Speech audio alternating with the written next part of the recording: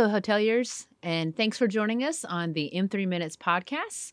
My name is Veronica Berman, and I'm here today celebrating International Women's Day with Carolyn Hollum. Thanks so much for joining us, Thank Carolyn. you for having me. All right, perfect. Well, let's dig into this. International Women's Day. It's here. It's something that I know it's getting more traction every year as it grows. And, we think about, we're celebrating IWD 2024, but let's rewind a little bit and think about 2020, and especially this time 4 years ago. Right, it was. It really was. I remember, I think it was February, and I'm not sure. Do you remember kind of where you were when the pandemic you first heard about the pandemic? I do. I was actually at home in Texas. So I was on my way back here. I didn't really know.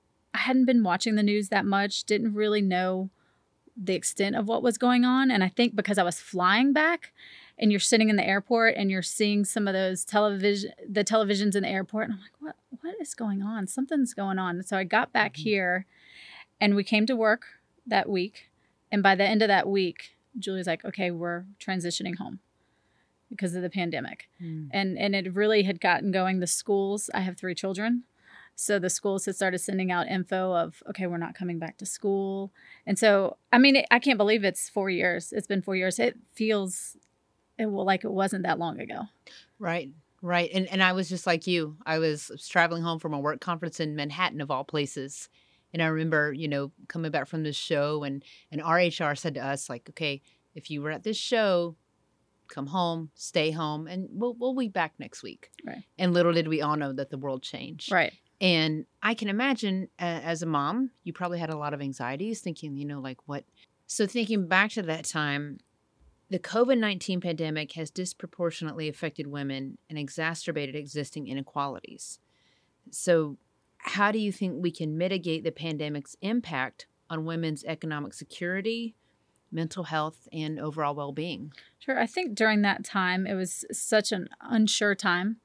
No one knew how long we were going to be at home and not being able to go out. I think some certain jobs, even, they weren't allowed to. If you worked in a restaurant, you weren't working. So, some people's careers were put on hold. Some people didn't feel comfortable being out. And so they put their career on hold and decided, I'm going to stay at home. I'm going to keep my children at home. Maybe I'm not going to send them back to school that next year. Maybe I can't send them back depending on what part of the country you live in. So I know for myself, my husband and I both work, being a working mom, and my kids were at home, and trying to make sure they didn't miss what they should be learning in school. So the school was still going on, but it was going on at home. Right. So trying to balance, I think for a mom, trying to balance to make sure your kids are being successful, because that's important, and you're still being successful at work and you're still doing what you need to, really took a toll on mental health. I think for me, it was stressful. It was stressful to make sure that they got what they needed, but then I did what I needed at work as well.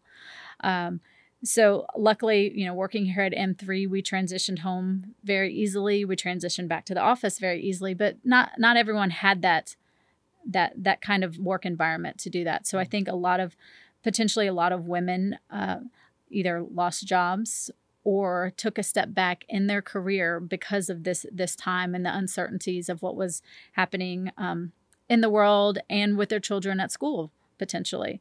So I think the best thing we can do right now is try to go back to what we were doing and the push that we were doing for women previously in the workplace, as we mentor and educate women to move up into those leadership roles. If we can take a step back and kind of help those that maybe have been out of the workplace and the workforce for a while and help them catch back up. Yeah, absolutely. I mean, so much has changed from the year we found out about COVID to when the vaccine came along, and then even now, and just, the world, I think a lot of people feel like the world has kind of resumed and we're back to normal, but then, we're still seeing people who are getting sick because of COVID, and it's different extremes. So I think, I admire women who, have a family and you're taking it all in stride. So Now, when you think about some of these women who may have had to put their career a little bit on the back burner, but for others, they were able to keep pressing forward. Mm-hmm. But with that, do you feel like there are strategies that could be employed to increase the number of women in leadership roles and ensure that their voices are heard and valued? Well, I think one of the big things as a woman leader is mentoring others. We've all been in the shoes of trying to climb the corporate ladder, trying to get into leadership roles. And one thing I've always done is explain to anybody, really, not just women, but women especially that want to move up into that leadership role, the struggles that I went through, the good times and the bad. It wasn't all struggles, but the things that I learned along the way, especially how to balance a career and how to balance family, and let them know, you're not the first one to do it. There's people out there that can help you, which is great. I think it was probably really hard for those ones that had nobody to mentor them or to show them the path. Those first people that were women that were going through, trying to break those barriers. But luckily we have quite a few people that we can look up to and ask questions and just help along the way when we feel like we're struggling a little bit. Yeah, absolutely. Any other valuable tips? One of the biggest things is just work hard. I think, working hard is something you can't beat, whether you're a man or a woman. But for women, just work hard, really use your resources that you have, whether it's, education, whether you like to read yourself or you really value mentorships. That's one of the things. Reach out and use your resources. Absolutely. And there's so many. Some people, if you're not maybe a reader, but you're a networker. Absolutely. Networking is definitely huge. Not just within your industry, within all industries. You can gain, quite a bit of knowledge just from seeing how others have gone about it in different industries as well. Absolutely. Absolutely. So when we think about along the lines of those breaking barriers, in what ways is M3 trying to break those barriers? Well, I think if you look around in the leadership of M3, not just at the executive level, but all levels of leadership, we have quite a few women leaders in M3, and we have, for a long time. We have 3 women that sit on the executive team, which is big for a company our size, I think. And then you look all the way down to, our supervisors, managers in different departments. It's filled with women all over M3, and I think that's shows that M3 is really just trying to get the best talent out there, regardless if you're a man or a woman. They really are looking for what do you bring to the table, not only for M3, but for the hospitality industry as well. Absolutely. I'll agree with you there. So it's been great. So are there any specific steps that you feel that M3 takes to ensure both women and men are adequately considered for the roles in any level? Well, there's quite a few programs that M3 has created to help in the leadership realm. We have leadership programs that you're able to apply for and get into within M3 that pairs you up with a mentor, different books you can read, things of that nature that help you prepare for leadership roles as they come available or as you're seeking those out. I think also M3 does a great job of making sure when there are leadership roles out there that the application process is that, men, women, both can apply. We're going through the same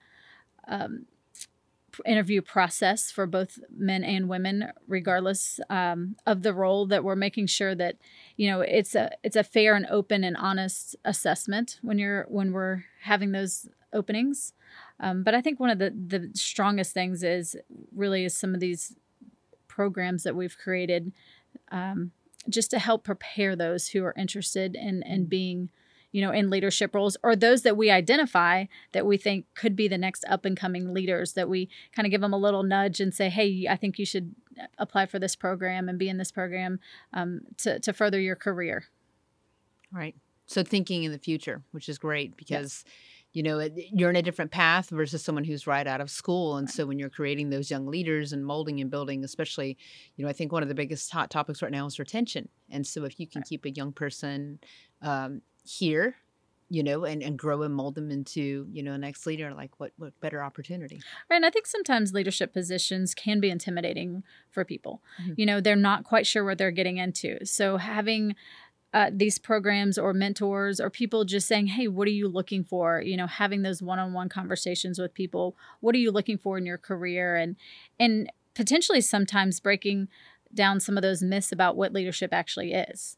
I've had quite a few people, even in my department, they're like, I'm not sure if that's, the way I want to go, and then what my career is. What is leadership? What is it that I will be doing? What will be asked of me? So I think having open conversations as well with people and telling your experience and telling what you expect out of those leadership roles as well. We appreciate you being on here today, and thank you for taking the time to sit down and chat with us. Yes, I appreciate it. Thank you, Veronica. Yeah.